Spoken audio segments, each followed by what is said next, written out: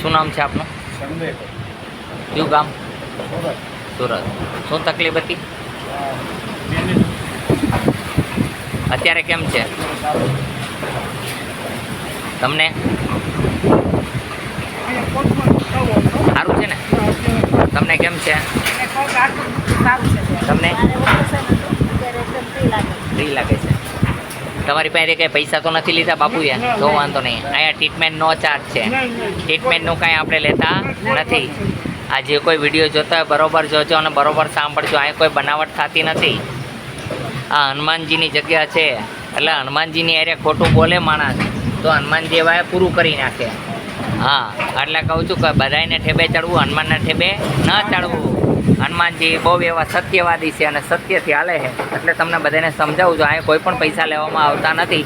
Free of treatment છે. અહીંયા માટે આટકોટથી ગરણીથી થોરકાણ રોડ ઉપર આદેશ આશ્રમ આવેલો છે. અહીંનો સમય સવારે 9 થી 12, સાંજે 4 થી 6.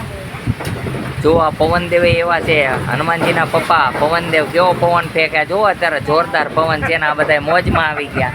આ બધા માણસો છે દર્દી એવા છે પણ અહીંયા મોજમાં આવી ગયા કે હા શું પવન છે. લહેર કરે બધા, બોલો જય હનુમાન. આવું છે હનુમાનનું કામ. જો આ બેન હસતા થઈ ગયા, જો કેવા હસે છે બધા. આ મોજમાં આવી ગઈ. સુરતમાં જઈને પછી જોશે કે ના ના અમે અહીંયા હતા.